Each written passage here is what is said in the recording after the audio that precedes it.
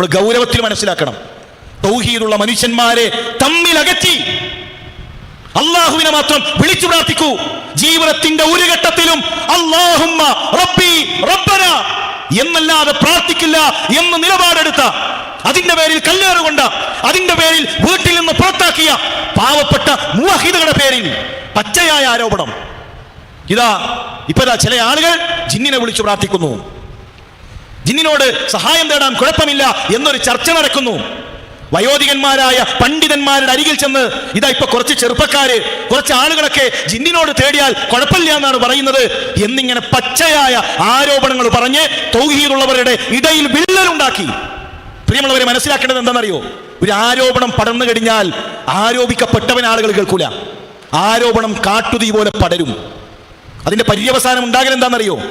ഒരുപാട് മനുഷ്യർ മരണപ്പെട്ട് ഇന്നലെ വരെ ഒന്നിച്ചു പ്രവർത്തിച്ചിരുന്നവർ മരണപ്പെട്ടു എന്നറിയുമ്പോ ആ മയ്യത്തിന്റെ അരികിൽ പോയി നിൽക്കാൻ പോലും മനസ്സു വരാത്ത രൂപത്തിൽ ജനങ്ങളാലും ഭിന്നതയുണ്ടാകും. നിസ്സാര വിഷയമല്ല. നോക്കൂ, ആയിഷ റളിയല്ലാഹു തആലയെ പറ്റി ഒരു ആരോപണം മദീനയിലേക്ക് എത്തി. ആരോപണം മുനാഫിക്കീങ്ങൾ തുടങ്ങി വെച്ചു. പിന്നെ ഉണ്ടായതെന്താ? ഒരു ആരോപണം വന്നു കഴിഞ്ഞാൽ അത് കാട്ടുതീ പോലെ പടരും. എന്നിട്ട് എന്തുണ്ടായി? വൽ ജിബ്രീലു മഅക് ഹസ്സാൻ, താങ്കളുടെ കൂടെ നിങ്ങളിതാ എന്നെ വിമർശിക്കുന്നവർക്ക് കവിതയിലൂടെ മറുപടി കൊടുക്കൂ, ജിബ്രീൽ കൂടെ ഉണ്ട് എന്ന് റസൂലുള്ളാഹി പറഞ്ഞ ഹസ്സാൻ ഇബ്നു സാബിത്ത് റളിയല്ലാഹു തആല പോലും ആരോപണം ഏറ്റെടുത്തു. സ്വഹാബികൾക്ക് ശിക്ഷ നടപ്പിലാക്കി. ഒരു പ്രമുഖനായ സ്വഹാബിയോട് റസൂലുള്ളാഹി ചോദിച്ചു, ആയിഷയെ പറ്റി എന്താ അഭിപ്രായം? എന്താ മറുപടി പറഞ്ഞത്? നബിയെ, മക്കത്തും മദീനത്തും വേറെ സ്ത്രീകളില്ലേ? വേറെ സ്ത്രീകളില്ലേ? എത്ര ഗൗരവമാണ് ആ വാക്ക്. ഇമാം ബുഖാരി റഹ്മത്തുള്ളയുടെ സദസ് നമുക്കറിയാം. അദ്ദേഹത്തിന്റെ ഉസ്താദാണ് ദുഹ്ലി. ഇമാം ബുഖാരി ദർസ് തുടങ്ങിയപ്പോ ഇമാം ദുഹ്ലി അദ്ദേഹത്തിന്റെ ശിഷ്യന്മാരോട് പറഞ്ഞു, കുറച്ച് ആളുകൾ ആ സദസ്സിലും പോയിരിക്കുക, മുഹമ്മദ് ബിൻ ഇസ്മായിലിൽ നിന്ന് ഇൽമ സ്വീകരിക്കുക. പിന്നെ ആളുകൾ ഇമാം ബുഖാരിയുടെ അരികിൽ തടിച്ചുകൂടി. ഉസ്താദിനേക്കാൾ സ്വീകാര്യത ശിഷ്യന് കിട്ടി. പിന്നെ പറയാൻ തുടങ്ങി, ഇനി രണ്ടോടത്തും വരുന്ന ഏർപ്പാട് പറ്റൂല, ഒന്നുകിൽ ഇവിടെ അല്ലെങ്കിൽ അവിടെ പോയവർ ഇനി ഇവിടേക്ക് വരരുത്.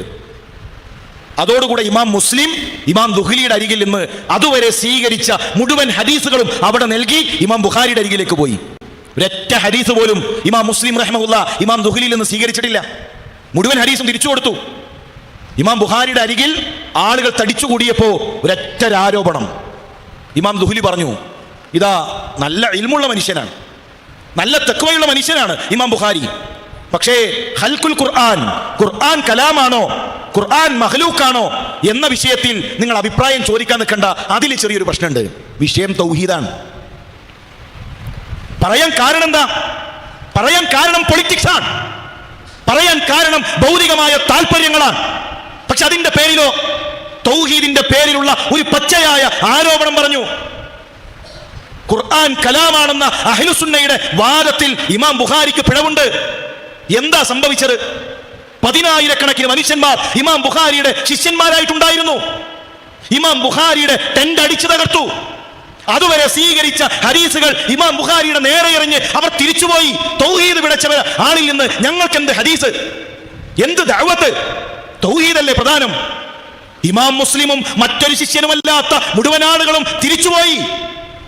വാർദ്ധക്യ കാലഘട്ടത്തിൽ ഇമാം ബുഖാരി കരയുന്നത് ചരിത്രത്തിൽ കാണാം. എന്റെ ജീവിതകാലം മുഴുവൻ ഞാൻ മാറ്റിവെച്ചത് ഹദീസുകൾക്ക് വേണ്ടിയാണ്. ഇപ്പോൾ ഒരു പച്ചയായ ആരോപണം എന്റെ പേരിൽ പറയുന്നു.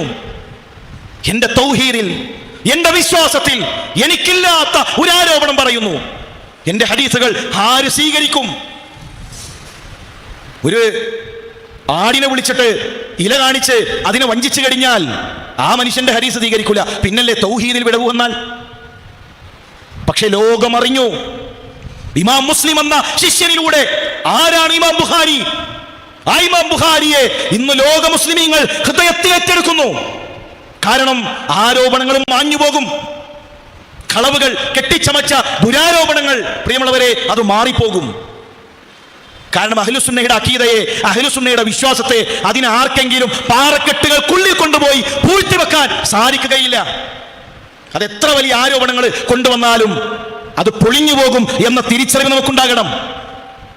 നമ്മൾ 100 വട്ടം ഇതാ ഞങ്ങൾക്ക് ആ വാദമില്ല, ഞങ്ങൾക്ക് ജിന്നിനോട് പ്രാർത്ഥിക്കണമെന്ന വാദമില്ല എന്ന് എത്ര പറഞ്ഞാലും നിങ്ങൾക്ക് ആ വാദമുണ്ട് പിന്നാലെ കൂടിയിട്ട് വരാം. അഹ്ലുസുന്ന ഒരാളെ എങ്ങാനും അഹ്ലുസുന്നയിലേക്ക് കൊണ്ടുവരാനാണ് നോക്കേണ്ടത്, അല്ലാതെ അവർ പിഴച്ചവർ, അവർക്ക് തൗഹീദില്ലാത്തവർ എന്ന് പറഞ്ഞ് അകറ്റി നിർത്താനല്ല. സ്നേഹിക്കാൻ പഠിക്കുക, പരസ്പരം അനുകമ്പ കാണിക്കുക, പരസ്പരം പ്രാർത്ഥിക്കുക, തൗഹീദിന്റെ മാർഗത്തിൽ ഒന്നിക്കുക. പ്രിയമുള്ളവരെ, നമ്മൾ മനസ്സിലാക്കേണ്ടത് എന്താണെന്നറിയോ? ചില സംഗതികൾ നമ്മൾ പറയുമ്പോൾ പറയുന്നതല്ല പ്രചരിക്കുക. ആ പ്രചരിപ്പിക്കുന്നവർക്ക് പല ലക്ഷ്യങ്ങളുമുണ്ട്. പ്രവാചകൻ സല്ലല്ലാഹു അലൈഹി വസല്ലം തങ്ങളുടെ പേരിൽ ഇല്ലാത്ത സ്വലാത്തുകൾ നമ്മുടെ നാട്ടിൽ ചൊല്ലിയിരുന്നു. മീമറ്റ അഹ്മദ് ഞാനെന്ന് ചെന്നോവർ, വീണ്ടും ഐനറ്റ അറബി ഞാനെന്നോവർ. അഹ്മദിൽ മീമ് പോയാൽ അതാണ് ഞാൻ, അഹ്മദ് എന്ന് എഴുതിയിട്ട് മീമ് വെട്ടിയാൽ അഹദ്. അള്ളാന്റെ റസൂലാണോ അഹദ്? ഐനറ്റ അറബി, അറബിയിൽ നിന്ന് ഐന് വെട്ടിയാൽ അതാണ് ഞാൻ, റബ്ബ്. ആരാണ് റബ്ബ്, ആരാണ് അഹദ്? നമ്മൾ പ്രസംഗിച്ചു, നിങ്ങൾ ഈ സ്വലാത്ത് ചെല്ലല്ലേ, ഈ സ്വലാത്ത് ചൊല്ലി നരകത്തിലേക്ക് പോകല്ലേ. അപ്പൊ എന്താ പ്രചരിപ്പിച്ചത്? കണ്ടോ, മുജാഹിദുകൾക്ക് സ്വലാത്തില്ല, സ്വലാത്ത് ചെല്ലരുത് എന്നാണോ പറഞ്ഞത്? അല്ല, പറഞ്ഞത് മറ്റൊന്നാണ്, പ്രചരിച്ചത് വേറൊന്നാണ്. നമ്മുടെ നാട്ടിൽ ഖബർ സിയാറത്ത് എന്ന പേരിൽ എന്തെല്ലാം തോന്നിവാസങ്ങൾ നടക്കുന്നു. ആനയും മേളവും വാദ്യമേളങ്ങളുമായി ഖബറിന്റെ അരികിൽ ചെന്ന് ആളുകൾ കരഞ്ഞുകൊണ്ട് പ്രാർത്ഥിക്കുമ്പോൾ നമ്മൾ പ്രബോധനം നടത്തി, മനുഷ്യരെ ഖബറിന്റെ അരികിൽ ചെന്ന് ഖബറാളിയോട് പ്രാർത്ഥിക്കല്ലേ, പടച്ചോനോട് പ്രാർത്ഥിച്ചോ. അപ്പൊ എന്താ പ്രചരിപ്പിച്ചത്? കണ്ടോ, മുജാഹിദീങ്ങൾക്ക് ഖബർ സിയാറത്തില്ല, ഖബർ സിയാറത്ത് ചെയ്യരുതെന്നാണോ പറഞ്ഞത്? പറഞ്ഞതൊന്നാണ്, പ്രചരിപ്പിച്ചത് മറ്റൊന്നാണ്. പ്രവാചകൻ സല്ലല്ലാഹു അലൈഹി വസല്ലം തങ്ങളുടെ ജന്മദിനം അത് നമ്മുടെ മുൻഗാമികൾ കടിച്ചിട്ടില്ല, സ്വഹാബികൾ ചെയ്തിട്ടില്ല, താബികൾ ചെയ്തിട്ടില്ല, തബഉ താബികൾ ചെയ്തിട്ടില്ല. അതുകൊണ്ട് ആ ബിദ്അത്ത് ചെയ്യല്ലേ. ഇതാ ഇവർ പറഞ്ഞുകൊണ്ടിരിക്കുന്നത് നബി സാധാരണ മനുഷ്യനാണ്, പ്രവാചകനോട് അവർക്ക് സ്നേഹമില്ല. പറയുന്നതൊന്നും പ്രചരിപ്പിക്കുന്നത് മറ്റൊന്നുമാണ്. അതേ വിഷയമാണ് ഇവിടെ നടന്നത്. ഇവിടെ ഖബറിൽ ചെന്ന് പ്രാർത്ഥിക്കുന്നവർ, മഹാന്മാരുടെ മുന്നിൽ കൈകൾ നീട്ടി പ്രാർത്ഥിക്കുന്നവർ, അവരുടെ പ്രാർത്ഥനയ്ക്ക് തെളിവായിക്കൊണ്ട് ഒരു ഹദീസ് കൊണ്ടുവന്നു. യാ ഇബാദല്ലാഹ് അഈനുനി എന്നൊരു ഹദീസ് അവർ കൊണ്ടുവന്നുകൊണ്ട് അവർ പറഞ്ഞു, ഇതാ ഞങ്ങൾക്ക് മുഹിയുദ്ദീൻ ഷെയ്ഖിനെ വിളിക്കാൻ, ഞങ്ങൾക്ക് ബദരീങ്ങളെ വിളിക്കാൻ, ഞങ്ങൾക്ക് ഖബറാളിയോട് പ്രാർത്ഥിക്കാൻ ഞങ്ങൾക്കുള്ള തെളിവാണ്. അതിൽ ലോകാടിസ്ഥാനത്തിലുള്ള സലഫി ഉലമാക്കൾ, അത് കേരളത്തിൽ മാത്രമല്ല നാളിതുവരെയുള്ള ഇസ്ലാമിക ലോകത്തിലെ മഹാപണ്ഡിതന്മാർ അവർ നൽകിയ അതേ മറുപടിയാണ് കേരളത്തിൽ നമ്മൾ നൽകിയത്. ഒന്ന്, ഹദീസ് ദുർബലമാണ്, നിങ്ങൾക്കതിന് തെളിവില്ല. അത് പറഞ്ഞിട്ട് അവിടെ നിർത്താൻ പറ്റൂല, അതിനൊരു കാരണമുണ്ട്. അപ്പൊ രണ്ടാമത്തെ ചോദ്യം വരും, ഈ ഹദീസ് സ്വഹീഹാണെന്ന് കരുതി അമൽ ചെയ്ത പണ്ഡിതന്മാരുണ്ട്. ഇമാം അഹ്മദിനെ പോലെ അവർക്ക് ശിർക്ക് വന്നോ? ഇമാം അഹ്മദിനെ പോലെയുള്ള മഹാപണ്ഡിതന്മാർ, ഞങ്ങൾ ഇമാം അഹ്മദിന്റെ കൂട്ടത്തിലാണ്. അവിടെയും നമ്മൾ പറഞ്ഞു, കൂട്ടരെ, ഇമാം അഹ്മദ് റഹിമഹുള്ളയെ പോലെയുള്ള മഹാപണ്ഡിതന്മാരെ കൂട്ടുപിടിക്കാൻ നിങ്ങൾക്ക് കഴിയില്ല. നിങ്ങൾ ചെയ്യുന്ന തോന്നിവാസം വേറെയാണ്. ഇമാമു സുന്ന, ലോക മുസ്ലിമീങ്ങളുടെ ഇമാമായ ഇമാമു സുന്ന അഹ്മദ് ഇബ്നു ഹംബൽ, അദ്ദേഹം ചെയ്ത പ്രവർത്തനവും നിങ്ങളുടെ പ്രവർത്തനവും തമ്മിൽ ഒരു ബന്ധവുമില്ല.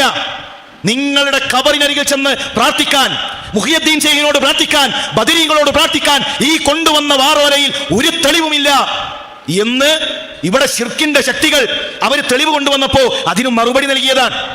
അല്ലാതെ ചില ആളുകളൊക്കെ പറയുന്നത് പോലെ ഇവിടെ ഒരു പുതിയ ആശയം ഉണ്ടാക്കി ഇനി നാളെ മുതൽ ജിന്നിനെ പ്രാർത്ഥിക്കാൻ വേണ്ടി ഒരു സാധനം പുതിയതായി കൊണ്ടുവന്നതല്ല. ഈ വാറോല ഇത് ഇന്നലെയും തുടങ്ങിയതല്ല, അത് കാലങ്ങളായി ഇവിടെ അല്ലാഹു അല്ലാത്തവരെ വിളിച്ചു പ്രാർത്ഥിക്കാൻ തെളിവ് കൊണ്ടുവരുന്നതാണ്. അതിന് അഹ്ലുസുന്നയുടെ പണ്ഡിതന്മാർ, ഇവിടെ തമിഴ്നാട്ടിൽ നല്ല ആഴത്തിൽ അറിവുള്ള മഹാപണ്ഡിതന്മാരുണ്ടല്ലോ, അഹ്ലെ ഹദീസിന്റെ വലിയ വലിയ പണ്ഡിതന്മാരുണ്ടല്ലോ. ഒന്ന്, ആ ഉസ്താദുമാരോട് ചോദിച്ച്, ആ പണ്ഡിതന്മാരോട് ചോദിക്കുക, ലോക ഉലമാക്കൾ ഈ വിഷയത്തിൽ എന്തു മറുപടിയാണ് പറഞ്ഞിട്ടുള്ളത്? മഹാനായ ഉമർ മൗലവി നൽകിയ മറുപടിയില്ലേ? ആ മറുപടിയിൽ നിന്ന് ഒരു ഹർഫ് പോലും നമ്മൾ അധികം പറഞ്ഞിട്ടില്ല. പക്ഷെ പറഞ്ഞപ്പോ അത് പിന്നീട് പ്രചരിപ്പിച്ചത് ചില ഭൗതികമായ താല്പര്യങ്ങൾക്ക് വേണ്ടി. ഇതാ ഇവരിപ്പോ പറയുന്നത് ജിന്നിനോട് തേടിയാൽ കുഴപ്പമില്ല. സഹോദരന്മാരെ, എത്ര ഗൗരവമാണ് ആ വിഷയം. വ്യഭിചാരാരോപണം പോലെയാണോ? ഒരു മോഷ്ടിച്ചു എന്ന് പറയുന്നത് പോലെയാണോ? ജീവിതത്തിൽ എല്ലാത്തിനേക്കാളും പ്രിയപ്പെട്ടതായി ആദർശത്തെ കൊണ്ടു നടക്കുന്ന പാവപ്പെട്ട മുവഹിദുകളുടെ നേരെ ശിർക്ക് ആരോപിക്കുമ്പോ ഗൗരവത്തിൽ മനസ്സിലാക്കേണ്ടത്, ശിർക്ക് ആരോപിക്കപ്പെട്ട വ്യക്തിയിലില്ല എങ്കിൽ ആരോപണം തിരിച്ചു വരും. ഇത് പരലോകത്തെ ബാധിക്കുന്ന വിഷയമാണ്. എത്ര കുടുംബങ്ങളിൽ പ്രശ്നങ്ങളുണ്ടായി. ഉപ്പയും മക്കളും തെറ്റിയ സാഹചര്യങ്ങൾ ഉണ്ടായില്ലേ? ഒന്നിച്ച് തോളോട് തോൾ ചേർന്ന് നടന്ന സഹോദരന്മാർ അകന്നു പോകുന്ന സാഹചര്യങ്ങൾ ഉണ്ടായില്ലേ? ഇന്നലെ വരെ ഒന്നിച്ച് പ്രവർത്തിച്ച എന്റെ ആദർശ സുഹൃത്ത് മരണപ്പെട്ടു എന്ന് കേട്ടിട്ട് ഒന്ന് തസ്ബീത്ത് ചോദിക്കാൻ പോലും കഴിയാത്ത രൂപത്തിൽ ഈ ഒരു പെരും നുണ പ്രചരിപ്പിച്ചവർ പ്രിയമുള്ളവരെ നമ്മളെ എത്തിച്ചില്ലേ? അതുകൊണ്ട് വളരെ ഗൗരവത്തോടുകൂടെ നമ്മൾ മനസ്സിലാക്കേണ്ടത്, പ്രിയമുള്ളവരെ, ജീവിതത്തിന്റെ അവസാന ശ്വാസം വരെ ഏതെങ്കിലും മഹ്ലൂക്കുകളിലേക്ക് കൈകൾ നീട്ടുന്ന സാഹചര്യങ്ങളില്ല. അതുണ്ടാകാൻ പാടില്ല. പിന്നെ പറയുന്നത് ഇപ്പം എന്താണെന്നറിയോ? ഇപ്പോൾ ഇവരാരും പ്രാർത്ഥിക്കൂല.